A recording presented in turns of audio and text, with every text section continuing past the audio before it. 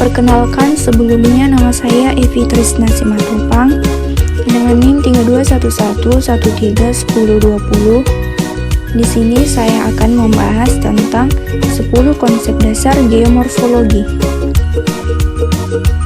Secara garis besar dikenal beberapa konsep dasar dalam studi geomorfologi yang dikemukakan oleh Ton Bunri, Dalam Supranto, dan Swijayanto.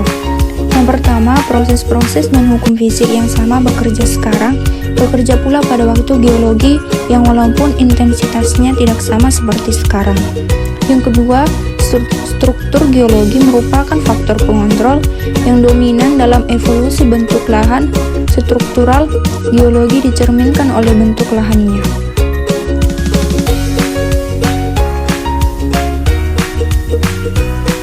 Yang ketiga, perbedaan muka bumi yang berbeda antara satu dengan yang lain disebabkan karena derajat pembentukannya berbeda pula.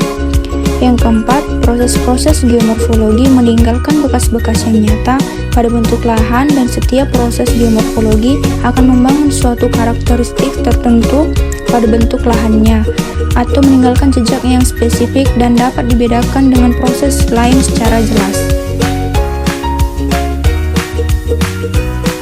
Yang kelima, akibat perbedaan tenaga erosi yang bekerja pada permukaan bumi, maka dihasilkan suatu urutan bentuk lahan yang mempunyai karakteristik tertentu pada masing-masing tahap perkembangannya. 6. Evolusi geomorfik yang kompleks lebih umum terjadi dibandingkan dengan evolusi geomorfik yang sederhana.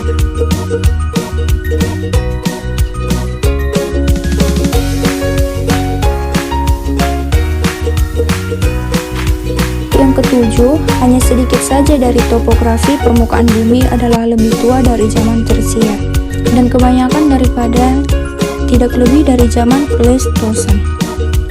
Yang ke-8, interpretasi secara tepat terhadap bentang lahan sekarang tidak mungkin dilakukan tanpa memperhatikan perubahan-perubahan iklim dan geologi selama masa Pleistosen, atau penanggalan bentang lahan saat sekarang harus memperhatikan proses yang berlangsung pada zaman Pleistosen.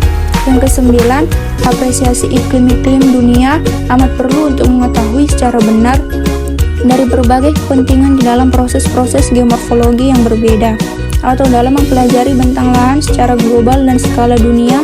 Pengetahuan tentang iklim global perlu diperhatikan. Yang ke-10, walaupun geomorfologi menekankan terutama pada bentang lahan sekarang, namun untuk mempelajari secara maksimal perlu mempelajari secara perkembangannya.